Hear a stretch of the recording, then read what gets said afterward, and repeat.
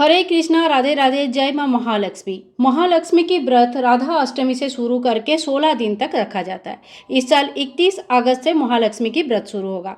16 दिन तक जब हम व्रत रखते हैं तो थोड़ा कठिन हो जाता है और उनकी सामग्री भी बहुत पहले से ही हमें व्यवस्था कर लेना चाहिए। तो 16 दिन की सामग्री हमें क्या क्या चाहिए, चलिए देख लेते हैं आज इस वीडियो में। फ्रेंड्स, अगर आप 16 दिन के व्रत नहीं कर पाते हैं तो आप 3 दिन की व्रत कर सकते हैं। जो पहले दिन यानी कि राधा अष्टमी के दिन की व्रत, उसके बाद जो पूर्णिमा आएगी उस दिन का व्रत, और जो लास्ट दिन होगा महाअष्टमी के जो लास्ट दिन की व्रत होगी वो व्रत आप कर सकते हैं। ये 3 दिन कौन से हैं ये आपको डिस्क्रिप्शन बॉक्स में मिल जाएगा, स्क्रीन पे भी मैं लिख के दे दूंगी, आप लोग देख लेना। तो आइदर आप 3 दिन की व्रत कर लीजिएगा या तो 16 दिन के व्रत कर लीजिए, या तो अगर 16 दिन या 3 दिन नहीं हो पाता है तो केवल मात्र जो लास्ट दिन की व्रत होता है उस दिन भी आप पूजा अर्चना कर सकते हैं। तो आइए अब देख लेते हैं हमें सामग्री क्या क्या चाहिए। तो देखिए, सबसे पहले हमें माता महालक्ष्मी की एक फ़ोटो चाहिए जिसमें इस तरह से हाथी बना हुआ है। अगर आपके मंदिर में जो माता लक्ष्मी है उनकी भी पूजन आप कर सकते हैं, या मिट्टी के बना हुआ मूर्ति आते हैं उनकी भी पूजन कर सकते हैं। आप चाहे तो अलग से हाथी को यहाँ पे विराजमान कर सकते हैं। अगर आपके मूर्ति या फोटो में हाथी नहीं है तो आप अलग से भी हाथी को बैठा सकते हैं। इसके साथ ही देखिए, महालक्ष्मी की जब पूजन हम करते हैं तो श्री यंत्र का पूजन अति अवश्य ही किया जाता है। अगर आपके घर में श्री यंत्र है तो उनको आप चौकी में जरूर स्थापना कीजिएगा। और अगर श्री यंत्र नहीं है तो देखिए, इस तरह का जो बुक के पीछे भी फोटो दिया रहता है, यह है लक्ष्मी जी की श्री सूक्तम, लक्ष्मी सूक्तम। तो इसके पीछे भी इस तरह का श्री यंत्र का फोटो दिया रहता है, तो आप इनके भी पूजन कर सकते हैं। महालक्ष्मी व्रत में व्रत कथा पढ़ना, महालक्ष्मी की कोई भी मंत्र का जप करना, मंत्र सिद्धि करना सबसे ज़्यादा महत्वपूर्ण माना जाता है। श्री महालक्ष्मी की व्रत कथा का इस तरह का बुक आता है। अगर आप व्रत करना चाहते हैं तो आप बुक ले लीजिएगा। रोज सुबह या शाम को एक टाइम आपको यहाँ से व्रत कथा पढ़नी होगी। इसके साथ ही हम ले लेंगे कमलगट्टे की माला। कमलगट्टे की माला से जप करने से माता लक्ष्मी बहुत जल्दी प्रसन्न होते हैं। अगर आप बहुत ज़्यादा पूजा पार्वन भोग प्रसाद इत्यादि नहीं भी कर पाते हैं, सुबह शाम अगर कम से कम एक एक माला भी भगवान माता लक्ष्मी के नाम का जप कर लेते हैं तो इसमें भी बहुत ज़्यादा पुण्य फल की प्राप्ति होती है। इसके बाद देखिए, इस पूजा में कलश स्थापना करना अनिवार्य होता है। अगर आप एकदम सूक्ष्म रूप से पूजा करना चाहते हैं और कलश स्थापना नहीं करना चाहते हैं तो आप अपनी सुविधा के अनुसार कर लीजिएगा, लेकिन देखिए कलश स्थापना करना बहुत ही ज़्यादा आवश्यक माना जाता है। तो यहाँ पे हम एक पीतल का या तांबे का या सोना चांदी जो भी कलश आपके पास है मिट्टी का, वो आप ले सकते हैं। खाली स्टील का नहीं लेनी है, लोहा स्टील का नहीं लेनी है। इसके अंदर पूरा कण तक जल भर लेना है, ऐसे मोली बांध लेना है। और कलश के अंदर हमें एक सुपारी, एक हल्दी और 1 रुपया का सोना या चांदी या तो फिर नॉर्मल एक कॉइन, एक इलायची, 2 लौंग और थोड़ी सी दूर्वा घास इत्यादि डालना है, ठीक है।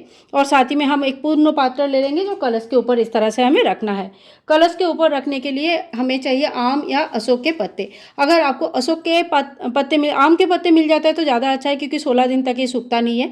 और अगर नहीं मिलता है तो आप अशोक के पत्ते से भी कलश स्थापना कर सकते हैं। तो ये हो गया हमारा कलश स्थापना का सारे वस्तुएं जो रिक्वायरमेंट है। इसके साथ ही देखिए, पहले दिन या लास्ट दिन या बीच में पूर्णिमा के दिन कोई भी एक दिन हमें माता लक्ष्मी को श्रृंगार की सामग्री चढ़ानी होती है। आप चाहे तो 16 श्रृंगार चढ़ा सकते हैं, आप चाहे तो 1 2 3 4 जितने भी आपका मतलब आप कर सकते हो उस हिसाब से आप श्रृंगार की सामग्री ले लीजिए। सबसे अच्छा होता है कि अगर 16 श्रृंगार आप ले पाएंगे तो सबसे अच्छा होता है।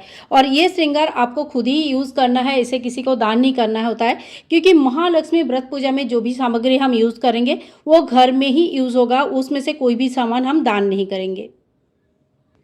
श्रृंगार में जो भी सामग्री लेंगे कोशिश कीजिएगा लाल सामग्री लेने के लिए, क्योंकि माता लक्ष्मी को लाल चीज़ें बहुत ज़्यादा प्रिय होते हैं। लाल सुहाग का प्रतीक भी माना जाता है, इसीलिए लाल चीज़ें, लाल जो दुपट्टा है, चुनरी जो हम लेंगे, सारी चीज़ें लाल होने से ज़्यादा अच्छा होगा। इसके बाद देखिए, हमें आरती करनी है। माता रानी को कपूर बहुत प्रिय होते हैं, तो हम कपूर जरूर ले लेंगे डेली की आरती के लिए। इसके साथ ही देखिए, सुबह शाम हमें धूप दीप करना है, तो इसके लिए हम दिया ले लेंगे, धूप ले लेंगे। और सुबह और शाम दोनों टाइम हमें धूप दीप करना है, दोनों टाइम हमें भोग चढ़ानी होती है, दोनों टाइम हमें आरती करना होता है। और दोनों टाइम हमें जो भी माला जप करेंगे या कथा पढ़ेंगे दोनों टाइम पढ़ना चाहिए। अगर व्रत कथा पढ़ रहे हैं तो कोई एक टाइम पढ़ने से भी चलेगा, बट अगर मंत्र जप कर रहे हैं तो कोशिश कीजिएगा सुबह शाम दोनों टाइम करने के लिए। अगर बिल्कुल समय नहीं मिल रहा है तो कोई बात नहीं है, आप कोई एक टाइम भी कर सकते हैं।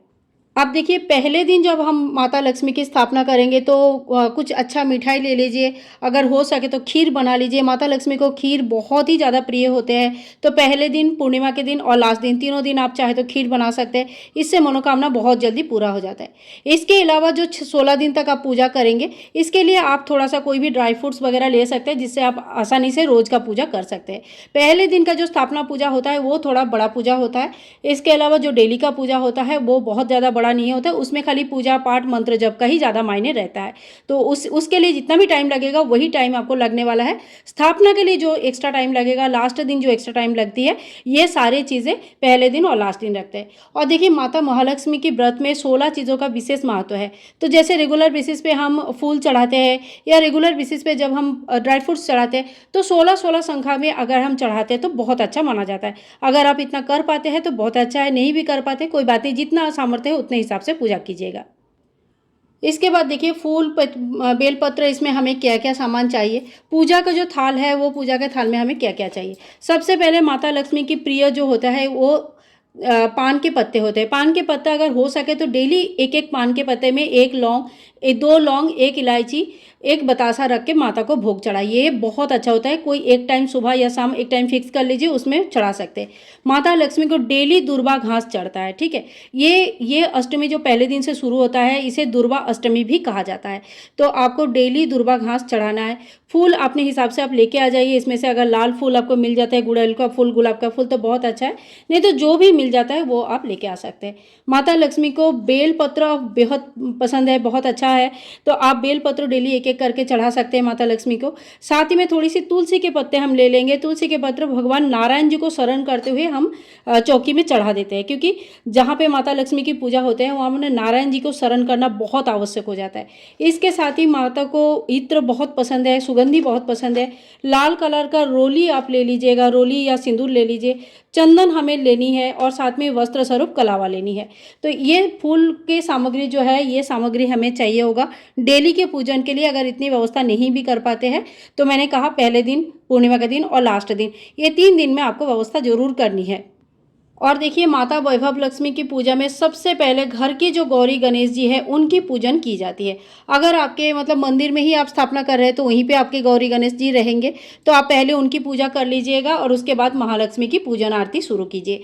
और अगर मंदिर की जगह आप दूसरी किसी चौकी में बैठा रहे, क्योंकि काफ़ी सारा सामान हो जाता है, अलग से चौकी लगा रहे हैं, तो आप चाहे तो गौरी गणेश जी को वहाँ पर भी विराजमान कर सकते हैं, या सिंपली एक सुपारी ले लीजिए, सुपारी के ऊपर कलावा लपेट के आप गौरी गणेश बना लीजिए और उनकी पूजन कर लीजिए। गौरी गणेश की सबसे पहले पूजा होगी और उसके बाद फिर हमारा पूजा होता है।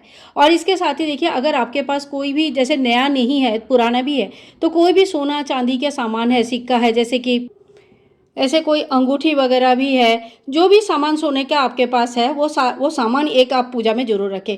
ये एक्चुअली ये वैभव प्राप्ति के लिए ही होता है। ये माता लक्ष्मी की पूजा सर्वप्रथम देखा जाए तो घर के सुख, शांति, समृद्धि, प्रॉस्पेरिटी, वैभव, बहुत सारी चीज़ें हमें देते हैं। सबसे ज़्यादा जो इम्पोर्टेंट होता है, मन की शांति देते हैं। तो इसके लिए हमें मतलब माता लक्ष्मी इन्हीं की प्रतीक है, वैभव की प्रतीक है। जिस घर में माता लक्ष्मी की आशीर्वाद होता है उसमें वैभव की, समृद्धि की कभी कमी नहीं होती है। तो आप थोड़ा सा सोना चांदी जो भी आपके पास है, ऑलरेडी आपके पास है, वो कोई भी चीज़ सोने से बना हुआ वो आप पूजा में जरूर रखें। सो फ्रेंड्स, इसके साथ ही आपको रखना है दक्षिणा। दक्षिणा आपको रोज़ नहीं चढ़ानी है, आप पहले दिन या लास्ट दिन चढ़ा सकते हैं या पूर्णिमा के दिन चढ़ा सकते हैं। ये दक्षिणा भी आपको किसी को भी दान नहीं करना है। पूजा के बाद इससे कोई भी सामग्री आप माता लक्ष्मी के लिए, अगर आपके पास विग्रह है तो उनके लिए कुछ सामग्री खरीद सकते हैं, या पूजा के लिए घर के मंदिर के लिए कोई सामग्री खरीद सकते हैं।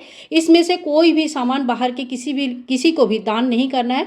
भोग प्रसाद आप घर के मेंबर्स में ही बांटेंगे, जो भी सामग्री है आप घर में ही यूज़ करेंगे। सो फ्रेंड्स, वैभव लक्ष्मी माता महालक्ष्मी के जो पूजा है, 16 दिन की जो पूजा है, उसके लिए जो भी सामग्री चाहिए मैंने आपको बताया। आई होप आज के वीडियो आप लोगों के लिए हेल्पफुल है। अगर वीडियो में कुछ भी पसंद आया है तो प्लीज़ ज़्यादा से ज़्यादा शेयर कीजिएगा और चैनल को सब्सक्राइब करके रखिएगा। माता महालक्ष्मी की पूजा कैसे करनी है, इसके वीडियो भी चैनल पर अवेलेबल है, आप चाहे तो उस वीडियो को ज़रूर चेक कीजिएगा। और लक्ष्मी प्राप्ति की बहुत ही शुभ संयोग है ये 16 दिन, तो आप कोशिश कीजिएगा कि माता लक्ष्मी की इतनी सेवा अगर नहीं कर पाते हैं तो थोड़ी बहुत अपनी तरफ से जितना भी सेवा आप कर पाते हैं उतना कर लीजिए। सो फ्रेंड्स, आज के लिए इतना ही। मिलेंगे नेक्स्ट वीडियो में, तब तक के लिए हरे कृष्णा, राधे राधे।